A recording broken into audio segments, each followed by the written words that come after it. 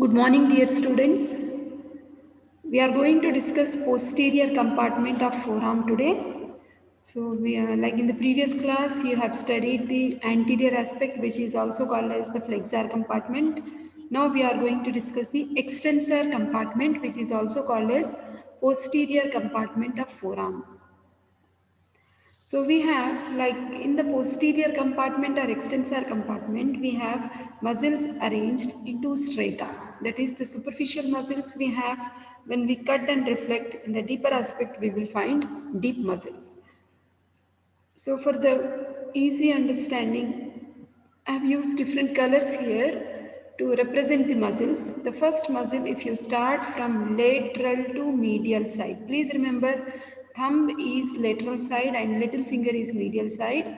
So when we start, brachioradialis is lateral. Okay. Next to which medially we have this extensor carpi radialis longus, below which we will have extensor carpi radialis brevis. Next muscle is extensor digitorum. Then we have this muscle which is going towards little finger in light green color, that is extensor digiti minimi. Then we have extensor carpi ulnaris and anconeus. These are the muscles what we find in the superficial strata, lateral to medial. Now when we see, when you remove those muscles, in the deeper compartment of the extensor group, we find few more muscles which are named again from lateral to medial. The first muscle we have is supinator, then we have abductor pollicis longus, then we have extensor pollicis longus, then extensor pollicis brevis, then extensor indicis, which is going towards index finger. So whenever we use the muscle longus, it represents it has a long tendon of insertion. Brevis means it has a short tendon. Okay, the muscle size is also shorter if it is brevis and it is long when if it is longus. So this is a complete picture which shows you almost all muscles. Again, when we start from lateral to medial side, we have brachioradialis, below which we have extensor carpi radialis longus, then we have extensor carpi radialis brevis. This is the extensor digitorum. Okay, then this is extensor carpi ulnaris. Okay, underlying muscles are, of course, we have like this triangular muscle here, the lateral aspect we have anconeus. Okay, sorry, on the medial side. Then as you go on the deeper plane, if you remove these muscles, we will see the muscle like supinator, okay, which is not seen here because still muscles are intact. Then we have, these are the muscles like abductor pollicis longus, extensor pollicis brevis, like I have shown you here, extensor pollicis longus and brevis. Okay, then so these are the abductor pollicis longus, then extensor pollicis brevis. Then you have, as you see deeper inside, you will also find the tendon of the extensor indicis. Okay, because all muscles are shown in one picture, it's a little difficult to differentiate. That's the reason we have used this picture.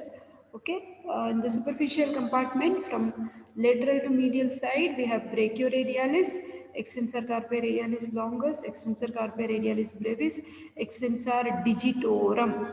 When the word digitorum is used from the flexor compartment, you should have learned like digitorum is the muscle which splits into four tendons, four slips. You can see here. Here also in the extensor compartment, extensor digitorum is giving four slips going to four digits. Then we have extensor digiti minimi, and towards little finger we have extensor carpi ulnaris, and more medially we have anconeus. Then again from lateral to medial side, on the deeper plane we have supinator, then we have abductor pollicis longus, extensor pollicis longus, extensor pollicis brevis, okay, and extensor indicis. Okay. Now see, this is the, like once you remove the superficial muscles, we will see in the deeper plane, this is the supinator. Okay, then extensor, abductor pollicis longus, extensor pollicis brevis, extensor pollicis longus, and then extensor indicis. Okay, so these are the muscles what we see in the deeper plane. This is the indicis muscle going towards index finger. AEE, abductor pollicis longus, extensor pollicis brevis and longus we have. Okay. Now let us, the same thing is written over here, like extensor compartment muscles, they occur in superficial and deep layer. They are associated with the movement of wrist joint and extension of fingers and thumb. They also help in supination. So muscles of the superficial group, again, like if you move, see this is thumb, that means this is the lateral side, brachioradialis is not shown. We have extensor carpi radialis longus, brevis, then extensor digitorum, we have then extensor digiti minimi, then extensor carpi ulnaris. Okay, and this more medially we have onconius. Then in the deep layer we have this supinator muscle, okay, which has two heads, superficial and the deep head. Then we have extensor pollicis longus, then extensor pollicis brevis, above which we have abductor pollicis longus. And the one which is going towards index finger is extensor indicis. Okay, abductor pollicis longus, extensor pollicis longus, and extensor pollicis brevis. Okay, then so if you remember, like the extensor group of muscles, they have like, see what is this bone we are seeing? This is the humerus. Okay, so and towards the head we have the medial epicondyle, and towards away from the head we have the lateral epicondyle.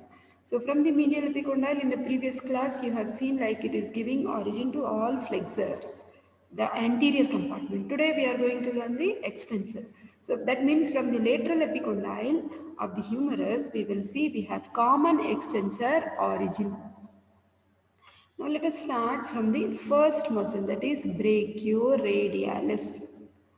So the brachioradialis is or like arising, that is origin is coming from the upper third of the lateral supracondylar ridge of the humerus and lateral intermuscular septum. The insertion is going to the base of the styloid process and the lateral surface of the radius bone. Again, if you remember the osteology of humerus, radius, ulna, the carpal, metacarpal bones, what we have given as osteology classes, it becomes easy for you to remember the origin and insertions. Now, this brachioradialis, which is the first muscle starting from the lateral aspect, it flexes the arm in the prone position. It also helps in supination, like supinates the fully pronated forearm and pronates the fully supinated forearm. Okay. Then the nerve supply of all extensor compartment muscle comes from radial nerve. Okay. Then we have extensor carpi radialis longus. That is the second muscle we have.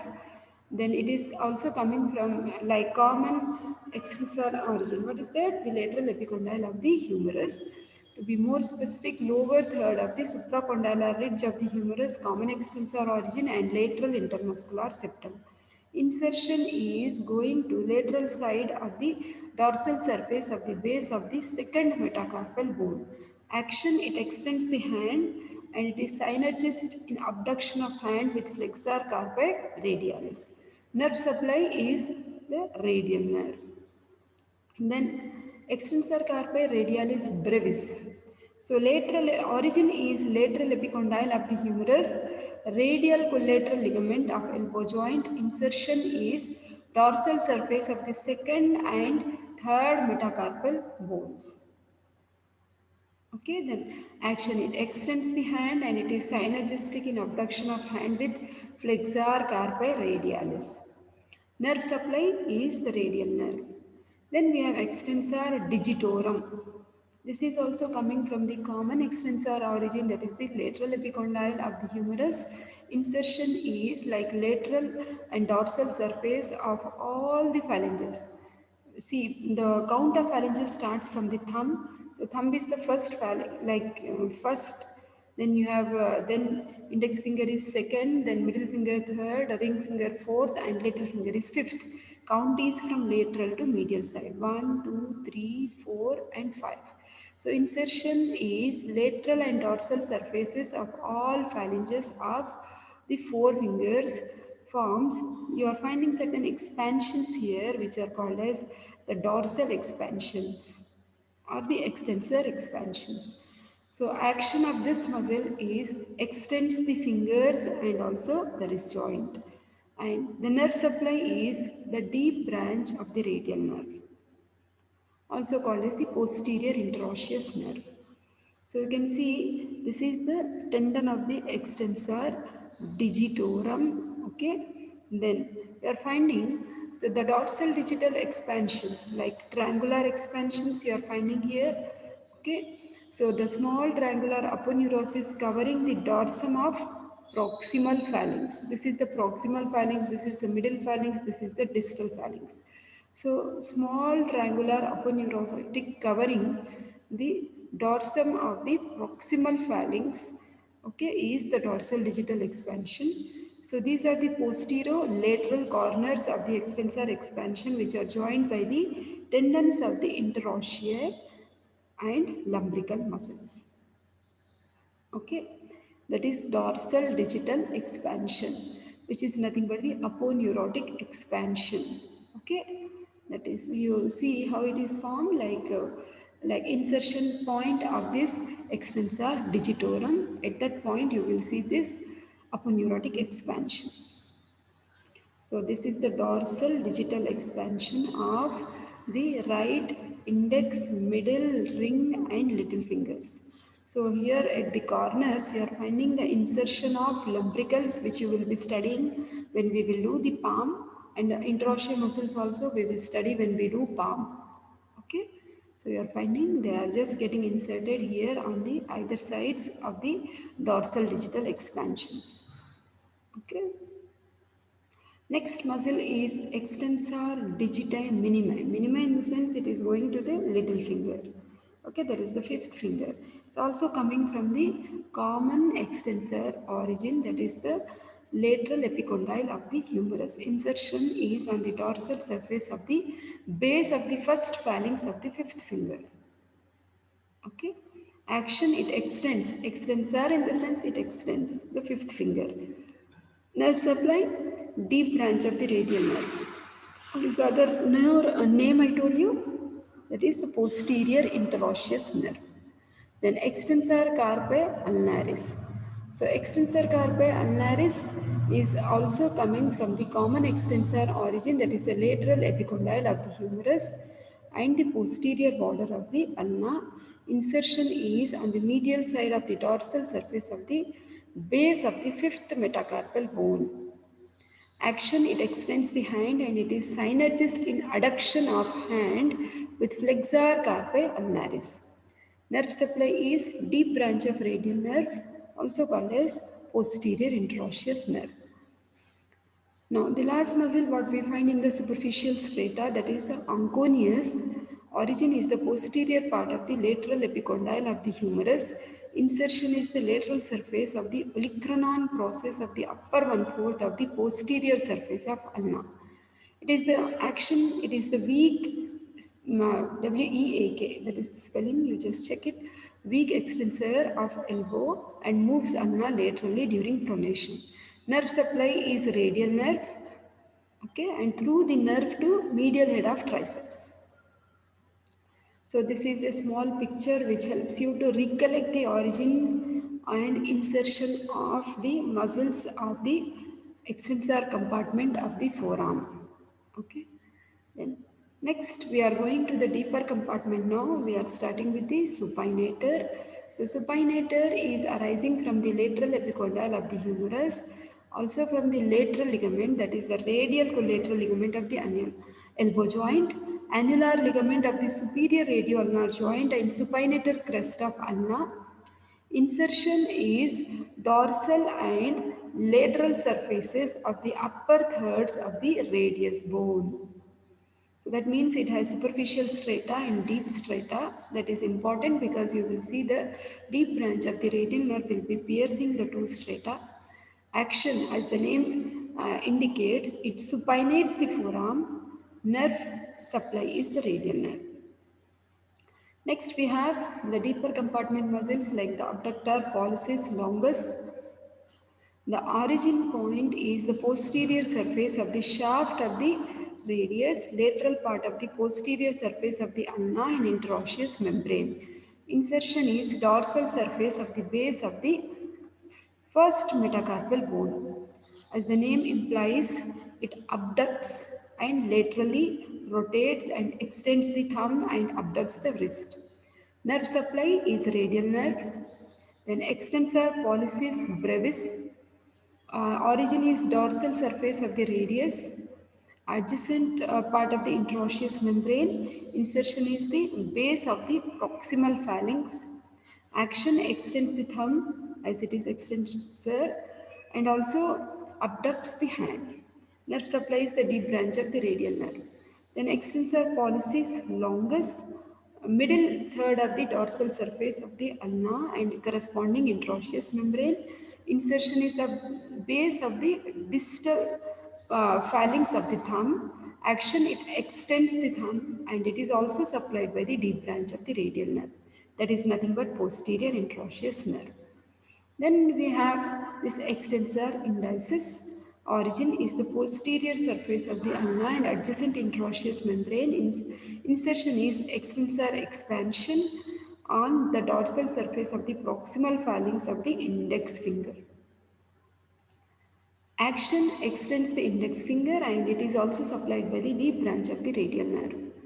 So these are again, like I just put this picture to just help you with a type of revision. Like superficial muscles, first we saw is brachioradialis, then we have extensor carpi radialis longus, then we have extensor carpi radialis brevis, extensor digitorum, extensor carpi ulnaris and onconius. If you remove this fascia, you will see it more clearly. Then so here also there is one dissected picture of the various muscles. We have brachioradialis, then we have extensor carpi radialis longus, then extensor carpi radialis brevis, then we have extensor digitorum, then extensor carpi ulnaris, then we have abductor pollicis longus, extensor pollicis brevis, below which you have extensor pollicis longus also. This is extensor indicis going towards index finger. This muscle is onconius. So this is like a picture table in a nutshell which helps you to understand the origin and insertion of almost all the muscles of the extensor compartment. You have superficial muscles, onconius, everything is given here. Okay, just pause the video and you can just revise. Okay, this nerve supply. Okay, actions are given. Then deep muscles also similarly we have origin, insertion of supinator, abductor pollicis longus, extensor pollicis brevis, longus and indicis. Okay, and the nerve supply. If you observe, almost all the muscles are supplied by the deep branch of radial nerve. Overall, all extensor compartment is supplied by the radial nerve. Okay, then so all muscles are supplied by the deep branch of radial nerve, okay, except the onconius, brachioradialis and extensor carpi radialis longus, which are actually supplied by the main trunk. Rest all are supplied by the deep branch of radial nerve. Deep branch of radial nerve is also called as posterior interosseous nerve. Okay, that is, I want you to remember.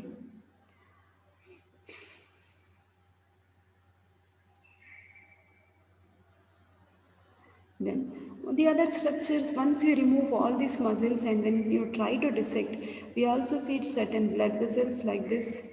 Okay, we will also see the nerves in detail. Okay, so that means in the anterior view, in the anterior aspect of the forearm, in the cubital fossa, you have talked the brachial artery, how it divides into like radial and ulnar arteries, isn't it?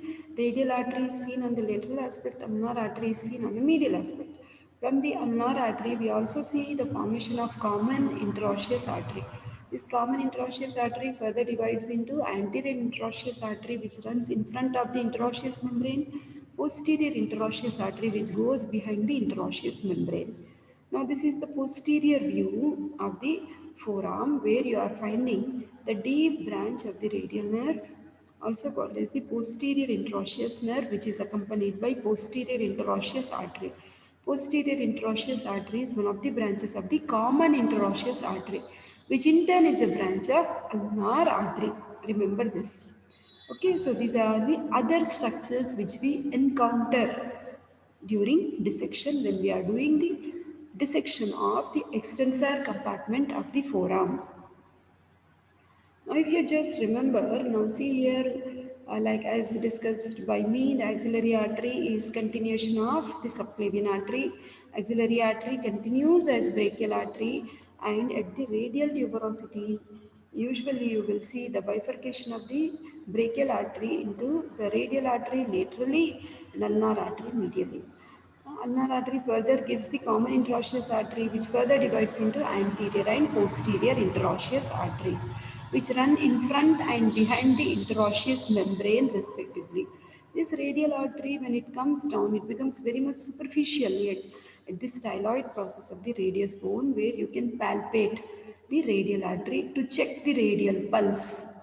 Okay, this is one of the point which you see in the surface anatomy. Okay, now I have just put this slide to just indicate radius is the lateral bone, ulna is the medial bone, connecting membrane is the interosseous membrane. We know like this is ulnar artery actually which gives common interosseous artery which further divides into anterior interosseous artery and posterior interosseous artery. Anterior interosseous artery runs in front of the anterior interosseous membrane along with anterior interosseous nerve, which is nothing but the deep median nerve. Okay, whereas posterior interosseous artery goes behind the interosseous membrane. Okay, that is. Now see here, this posterior interosseous artery, it's a branch of which artery? Common interosseous artery, which is in turn a branch of which artery? Ulnar artery. So this posterior interosseous artery is a small terminal branch of common interosseous artery which has come from ulnar artery. So this is posterior interosseous artery is beginning in cubital fossa, it enters into the back of the forearm. This is all back, behind of the forearm by passing between a gap between the oblique cord that you will learn when you are doing the elbow joint. So it is running between the oblique cord and upper margin of the interosseous membrane.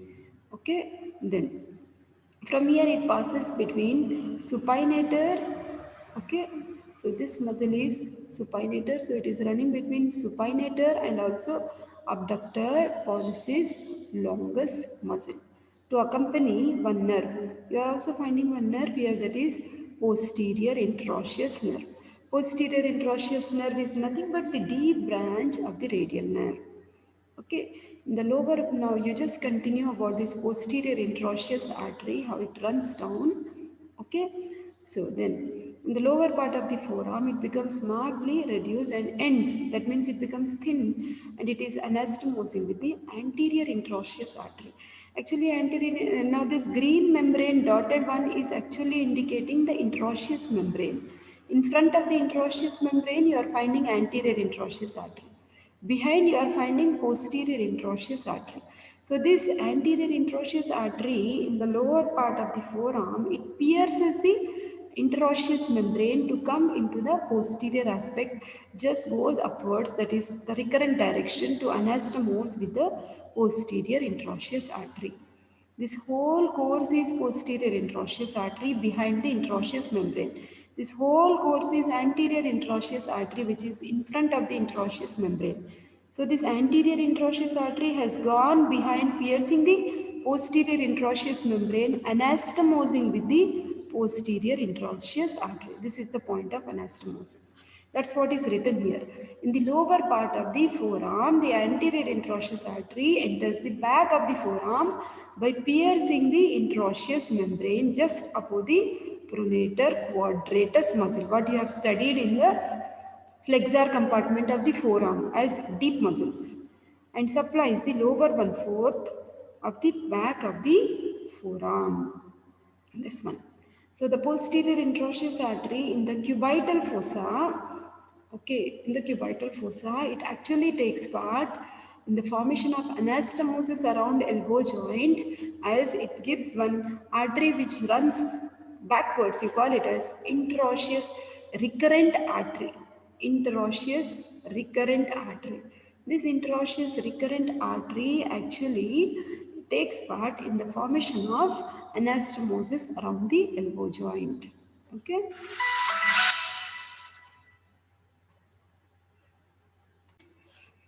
So that is about posterior interosseous artery. Like it's a summary, something like originates in the anterior compartment from common interosseous artery, passes dorsally over the proximal margin of the posterior interosseous membrane into the posterior compartment. Okay, it gives one recurrent branch which takes part in the anastomosis around elbow joint, which we will discuss when we do elbow joint. It terminates by joining the dorsal carpal arch on the wrist. Okay. Now, after this, we are also going to see there is one interesting topic in the dorsum of the hand, and it is like somewhere in the extensor compartment of the forearm and the hand. At this junction, you will find there is a anatomical snuff box, a triangular depression formed on the posterolateral side of the wrist by extensor tendons passing into the thumb. So historically, grounded tobacco was usually placed in this depression before being inhaled into the nose. That's how it got its name, that is anatomical snuff box. The base of the triangle is at the wrist and the apex is directed towards thumb. You can see it very clearly. If you draw it as a triangle, this is base and this is apex.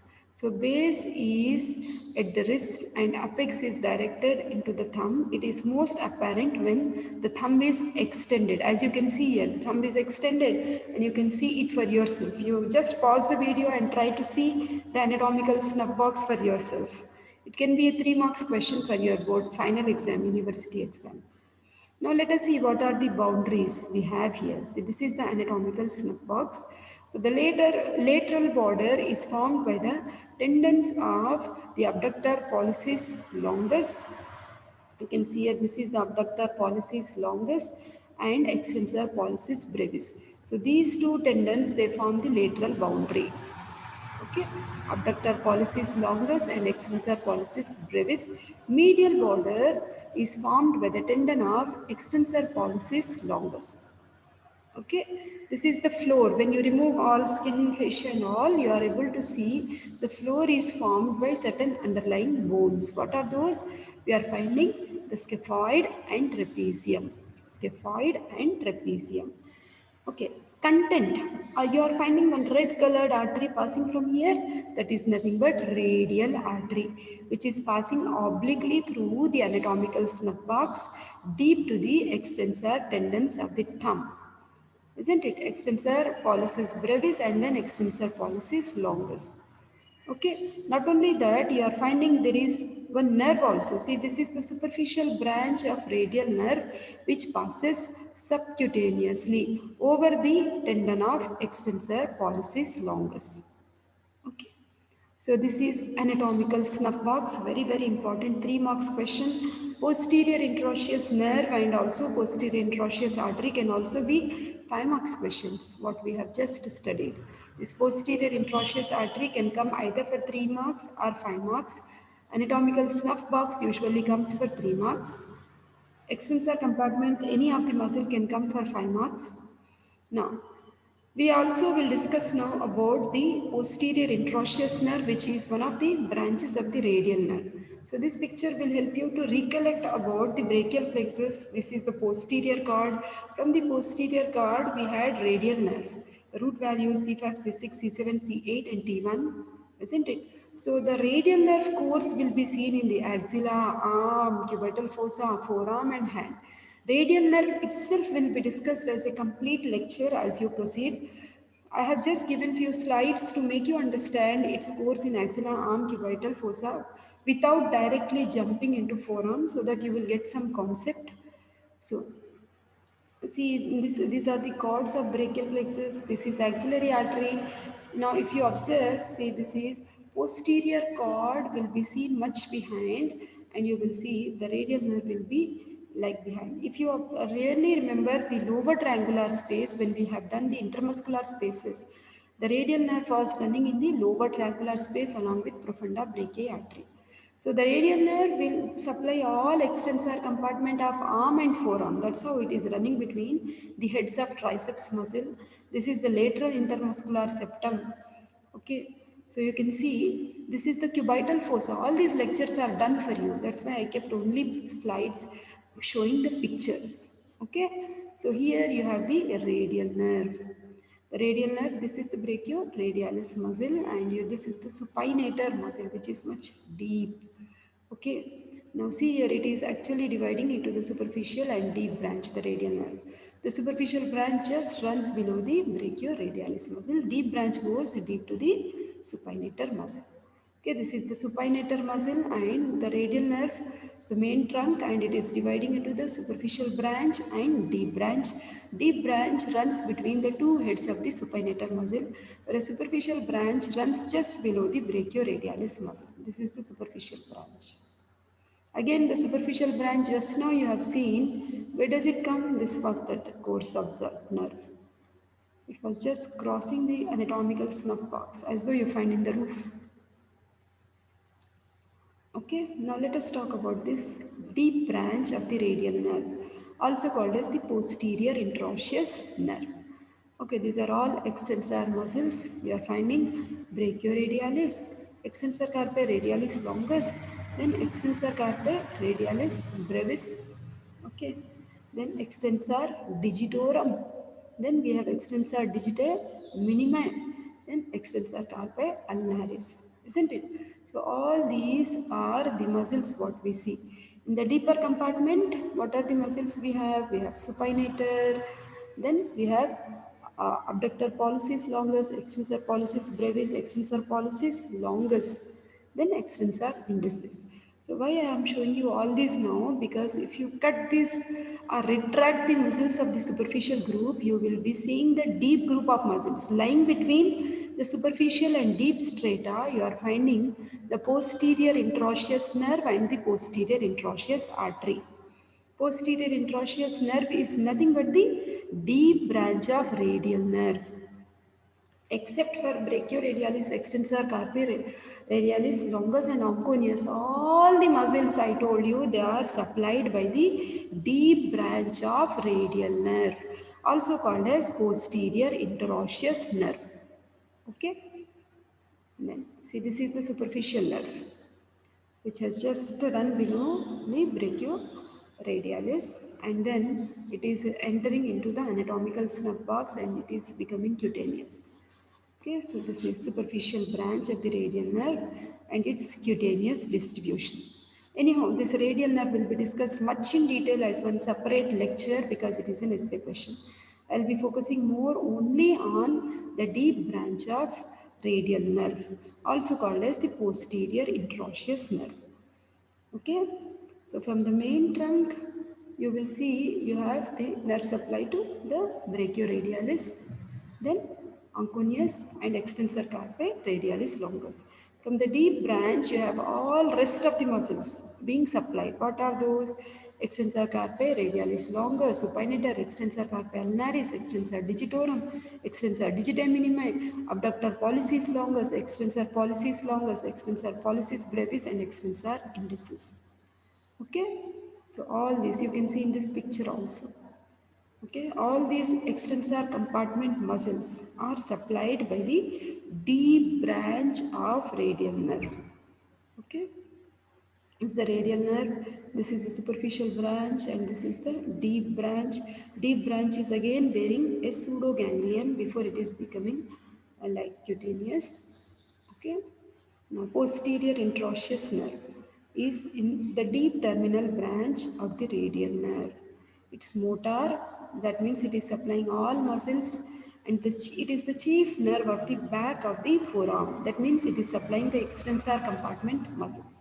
It begins in the cubital fossa as one of the two terminal branches of the radial nerve. See, this is the main trunk. This is the superficial branch going below the brachioradialis. Then this is the deep branch, isn't it? So, it leaves the cubital fossa by winding around the lateral side of the neck of the radius. I have shown you the clear pictures also where it is going into the substance of supinator, isn't it? This was the muscle. Like we have two strata of the supinator in between which you are finding the nerve is running. Okay. Then after emerging from the supinator, it runs in the facial plane between the superficial and deep extensor group of muscles. This also I have shown you. This is the superficial strata, this is the deep strata in between which you are finding after piercing supinator, it is running between the superficial and deep strata muscles. Okay? Then in between at the lower border of the extensor pollicis brevis, it passes deep to the extensor pollicis longus to lie on the posterior surface of the interosseous nerve, on which it runs downwards upon wrist where it ends into a pseudoganglion. This is the pseudoganglion. Okay, this the end point of the posterior interosseous nerve. Then the branches it gives are, so it gives muscular branches before piercing the supinator. It gives branches to extensor carpi radialis brevis and supinator. While passing through supinator, it gives another branch to supinator. After emerging from supinator, it gives branches to extensor carpi, extensor digitorum is there, and extensor digiti minimi and extensor carpi ulnaris. It gives branches like to the joints like wrist joint, distal radio-ulnar joint, and also carpal joints. So radial nerve, most of the muscles are supplied by the deep branch, that is the posterior interosseous nerve, except for the brachioradialis, onconius, and extensor carpi radialis longus. Okay, they are supplied directly by the main trunk of the radial nerve. Now, lesion of the posterior interosseous nerve, deep terminal branch of radial nerve, it may be damaged during surgical exposure of the head of the radius in fracture of proximal end of the radius. So when the surgeon is doing some surgical procedures, then this posterior interosseous nerve may be sometimes damaged when we are working with the head of the radius during fractures. Since extensor carpi radialis longus is receiving the nerve supply from the main trunk, so wrist drop does not occur, though this posterior interosseous nerve is damaged. Okay, it is. Now we will talk about the thickening of the deep fascia, which is seen over the lower part of the forearm and the extensor aspect of the forearm. So this is actually called as extensor retinaculum. So thickened band of the fascia running across the back of the wrist joint. So attachment, lateral bone is radius, medial bone is ulna, isn't it? So laterally it is attached to the lower part of the anterior border of the radius. Medially it is attached to the triquetral and pisiform bones. Okay, that is. Now extensor retinaculum, this is the thickening of deep fascia. Again, it can be also a 5 marks question. Extensor retinaculum. So this towards thumb is lateral side and towards little finger is medial side. So laterally it is attached to the lower part of the sharp anterior border of the radius. Medially it is attached to the styloid process of the ulna, triquetral and pisiform bones. Again, you can see in different pictures and you are finding all tendons which are running from the lateral aspect to the medial aspect. So if you can recollect from the lateral aspect, what are the various muscles we found first? Brachioradialis we saw, extensor carpi radialis longus, extensor carpi radialis brevis, isn't it? Then extensor digitorum, extensor digiti minimi we saw. Then in the deeper plane we saw abductor pollicis longus, extensor pollicis brevis, extensor pollicis longus, then extensor indicis. All these tendons, when they are getting inserted into the metacarpal and phalangeal bones, we have seen the origin insertion. So before they go to the points of their insertion, they are going deep to the extensor retinaculum. That means all these tendons are kept in position because of the thickening of this deep fascia, modifying and holding the tendons in place. Now all these tendons are also covered with synovial sheaths. Why do we have these synovial sheaths? So that they do not get any friction. So lubrication would be there to these tendons so as to perform the extensor movements more smoothly. That's the reason all extensor tendons are enclosed by this sheath, the synovial sheath filled with synovial fluid. Okay. Now, once you understand the concept, like extensor tendons are moving from the extensor compartment of the forearm to the hand moving towards the digits for their insertion, they are moving below the extensor retinaculum. Now, if you understand that fact, then you will see this extensor retinaculum. This is the lateral side and this is the medial side. How to identify? Radius is lateral bone, ulna is medial bone. So this is the lateral attachment as you come. This is the medial attachment. So this extensor retinaculum is actually sending certain septae. Okay, so that it divides the interior of the extensor retinaculum into certain osseofacial compartment. Osseo means bone and fascia. That means the fascia is running between the extensor retinaculum to the bones, dividing this into how many? 1, 2, 3, 4, 5, 6 compartments. 6 osseofacial compartments on the back of the wrist. The structures passing through each compartment from lateral to medial side are listed in the table which follows now. So you can see from this picture also, this is the first compartment. So in the first compartment, what is the muscle we have towards the thumb? Laterally, lateral to medial, 6 compartments. First compartment we have abductor pollicis longus, then extensor pollicis brevis. Second compartment we have extensor carpi radialis longus, extensor carpi radialis brevis. Third compartment we have extensor pollicis longus. Fourth compartment we have extensor digitorum, then extensor indicis, posterior interosseous nerve and anterior interosseous artery, because anterior interosseous artery pierces the interosseous membrane to come behind. That's why you are finding at this point behind the wrist anterior interosseous artery. Then in the fifth compartment you are finding extensor digiti minimi, and in the sixth compartment we are finding extensor carpi ulnaris. So like that you can see in each compartment. First compartment, abductor pollicis longus, extensor pollicis brevis. Second, extensor carpi radialis longus, extensor carpi radialis brevis. Third, extensor pollicis longus. Fourth, extensor digitorum, extensor indicis, posterior interosseous nerve, anterior interosseous artery.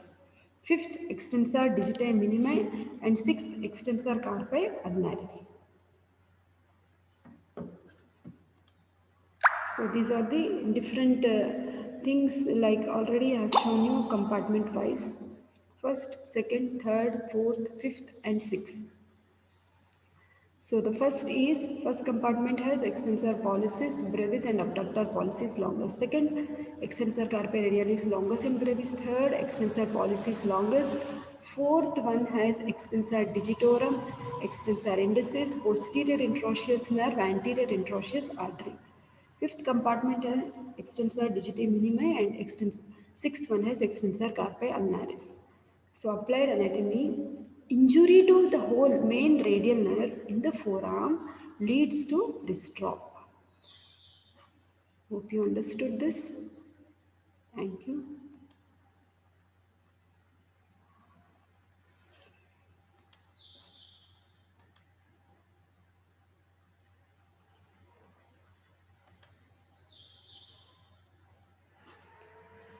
As a part of quick revision, the dissection of the back or the posterior compartment of the forearm, also known as the extensor compartment of the forearm. I've also put this extensor compartment of forearm over here. You see here, you are finding the first muscle I told you is brachioradialis. This one, whole thing. From here, you are finding this whole thing is brachioradialis, below which you have this extensor carpi radialis longus. Okay, extensor carpi radialis longus. Then you have extensor carpi radialis brevis. So three muscles you can see: brachioradialis, extensor carpi radialis longus, extensor carpi radialis brevis. One, two, three. Okay, brachioradialis, extensor carpi radialis longus, extensor carpi radialis brevis. Then we are finding the three deep muscles. What did we see which were coming? One was the abductor pollicis longus tendon. Then this is whole thing is abductor pollicis longus. Then this is extensor pollicis brevis. We also have extensor pollicis longus tendon, isn't it? Abductor pollicis longus, extensor pollicis brevis, and extensor pollicis longus. 1, 2, 3 in order. 1, 2, and 3. Abductor pollicis longus, extensor pollicis brevis, and extensor pollicis longus. Okay, and this point is the anatomical snuff box. Okay, this is the superficial branch of radial nerve. How superficial it is, you can see this is radial nerve. Okay, this is the brachioradialis muscle. I told you whole course of the muscle runs below the brachioradialis muscle. So this is whole thing is superficial branch of radial nerve. This whole thing. Okay. Then deeper inside in the anatomical snuff box, we will find the radial artery. Okay. Then, so this bulky muscle with four tendons, definitely you will identify it as extensor digitorum. How many? 1, 2, 3, 4. It is just, you can see four tendons, how it has split into 1, 2, 3 and 4. Okay. Extensor digitorum. Then, so as you move medially, you are finding one more muscle moving towards little finger, that is extensor carpi ulnaris. Okay. This is moving towards index finger, right? So, which muscle is this? Extensor indicis. Right? It is indicis. Extensor indicis. Yeah.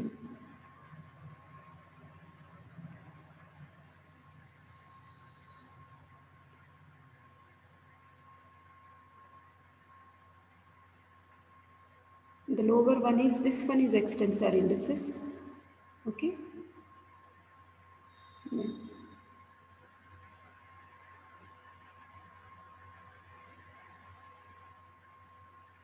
So this muscle you are finding, which is going towards the little finger. You call it as extensor digiti minimum. Extensor digiti minimum. Okay. Now if you try to retract, now if you see, like you are finding one triangular muscle over here, this one. This looks more like a triangle, isn't it? So this is anconeus. This muscle is anconeus. Okay.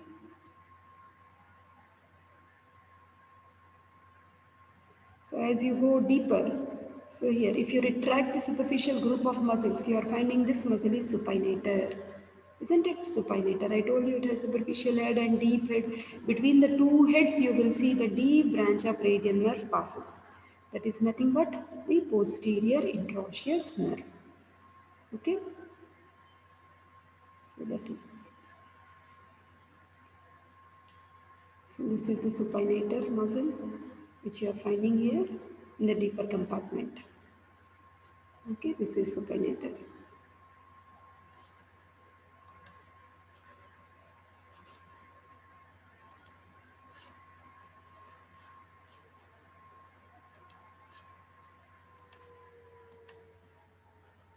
So hope you understood. So try to just revise with the help of muscles also so that you understand better. Just as a quick revision, I'll show you the muscles again. So what are the various muscles we saw? This picture is better because you have seen live now. The lateral side, if we start, we have brachioradialis, then we have extensor carpi radialis longus, extensor carpi radialis brevis, then we have extensor digitorum. You have seen how it is dividing into four slips. Then we have extensor carpi ulnaris. This triangular muscle seen more medially is anconeus. Then In the deeper compartment, when you just remove these muscles, we will see supinator. Then we have abductor pollicis longus, extensor pollicis brevis, then extensor pollicis longus. Then we have extensor indicis, then extensor digitae minimi also. Isn't it? So try to read all these things and try to understand. Okay. All these are very, very important topics. So keep studying. Thank you.